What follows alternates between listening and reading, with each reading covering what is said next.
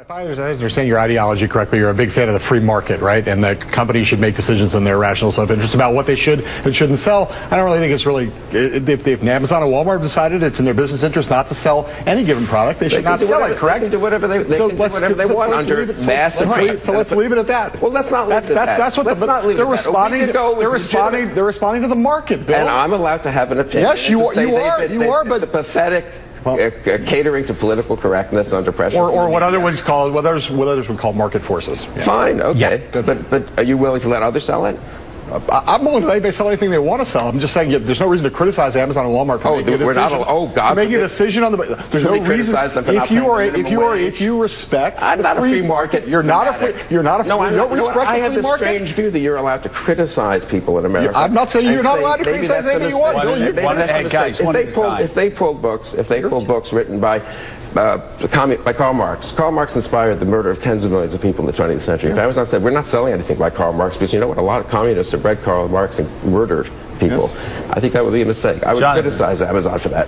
Does that shock you? Oh my God, you can't criticize a private company. John Heilman. Again, I'm not saying you can't criticize anybody. Bill, you're free to criticize anybody you want.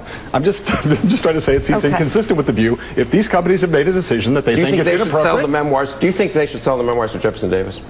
Certainly. Okay. Certainly. Undoubtedly. And so do I believe most people on the left think that there's no problem, that no one on the left that I know of is talking about banning the teaching of the second inaugural, nor is anybody talking about tearing down the monuments at Gettysburg. No one's talking about any of those things. Literally, I know of no one. This is the classic exercise in straw man building and then knocking down. I know it's fun for you, and you are trolling by doing these things, because no one on the left is suggesting any of the things you're suggesting. If I've gotten people to say that no one on the left should suggest these things, that's a good thing, because there was a kind of frenzy, and there is a kind of frenzy on the left to expunge anything that is respectful of the efforts of Americans who fought for the Confederacy. I'm pretty sure the left probably came to those views without your help, but I'm sure that it's good for you to be making those arguments. There's a lot of... Okay, that part at the end is the most maddening part, where Bill Kristol's like, you know, there's this thing on the left where they're trying to expunge all the respect for the Americans who fought in the Confederacy. Yeah! As there should be! The Confederacy tried to secede, to preserve slavery. There should have never been any respect for them in the first place. So yeah, the left is on that side. You know who else is on that side? All sane people in America. A lot of people who live in the South are on that side. Moderates are on that side. Independents are on that side. Because people look at that and they see it objectively, Bill, unlike you. They look at people who fought for the Confederacy, they see what the Confederacy stood for, and they go, yeah, that's not right. That is wrong. Those people were wrong in their ideology. They were on the wrong side of history and the wrong side of morality. But Bill Kristol's like, I don't know why they're trying to take away the respect of the Confederates who died trying to preserve slavery. Because they were trying to fucking preserve slavery, you idiot! Okay, so on that point, clearly, Bill Kristol's wrong, Heilman's right. The other part where Heilman's totally right is where he talks about the free market hypocrisy of Bill Kristol. Anytime there's a company that makes a decision that Republicans like, Bill Kristol's out there saying, liberals can't complain because free market. Yeah, they have a right to make whatever decision they want as a company to sell whatever they want and not sell whatever they want, so you can't criticize them because what you think of what they're doing is irrelevant because they have the right in a free market to, whatever, stop selling Karl Marx, for example, just to give a made-up example here.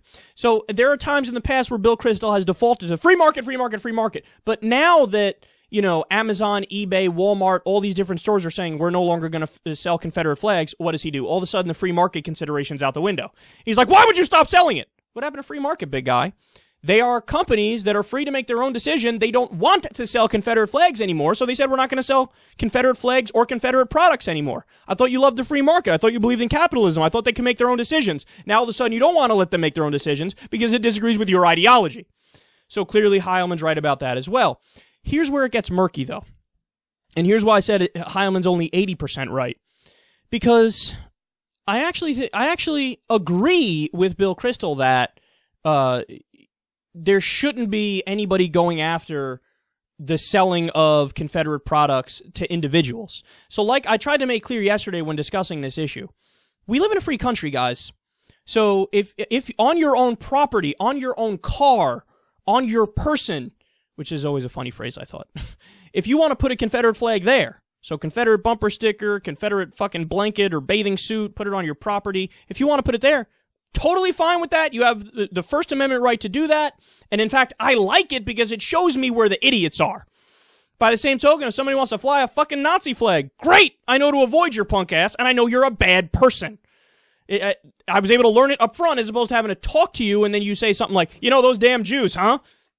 So there's nothing wrong with that. And in a free country, yeah, I personally believe they're allowed to make the decision. Those companies are allowed to make the decision to stop selling the Confederate flag. But do I think it's a good decision? No, because then it is a slippery slope. You know, if for some reason somebody somewhere did a terrorist attack in the name of communism and they're a far lefty, well then are they going to say no more Karl Marx books? I own the Communist Manifesto. I actually didn't think it was particularly good, but I own it and I read it. Can you never read anything from Lenin? Can you never read anything from any... And where does it stop? Okay, let's stop selling this political ideology and that political ideology. Let's stop for historical purposes. We did the story the other day about Hitler's painting selling. Why should you ban that? I don't see any reason why you should ban that. I mean, again, in a free society, even things that are grotesque, you must allow people to have the freedom to, you know, buy those things, wave those flags, believe those things, and he's right about that. Bill Kristol's right about that. But where he's wrong is there is very few people on the left calling for an actual banning of the Confederate flag. What we want is, and we are right to want this, take it down from the fucking State House. That's public property, son. You have black people in South Carolina paying their taxes, funding the state capitol, and at the state capitol is the symbol of their fucking great-grandfathers being in chains as slaves. That's the problem. The problem is when it's tax-funded. That's the problem. Okay, so, like I said, Heilman's 80% right. The only little area where Bill Kristol is right is if it were to get to the point where people are saying, no, seriously, like, stop selling it in stores everywhere and ban it, well, then no, that's a problem, because then you have to ban Mein Kampf. And like you said, for historical reasons, you might want to read Mein Kampf to see the mind of a fucking crazy person. You're going to have to ban anything that offends anybody for any reason, and that's a slippery slope. So, again, the overall takeaway is, if it's public property and tax dollars are funding it, take down the Confederate flag right now. And apologize. How about that? If it's private, you know, you have to allow the freedom for them to sell it and for people to buy it and for people to broadcast their own ignorance.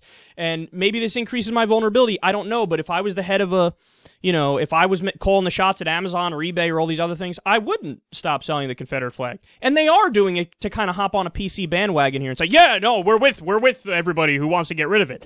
But you're missing the point. The people are saying get rid of it on state grounds. They're not saying you should stop selling it. Nobody's going to say if you don't stop selling it, look at those bad guys. They're bad guys because they're selling it. Nobody's going to think that. So in that tiny respect, Kristol's right, because they are being like overly sensitive and doing something that nobody even asked for.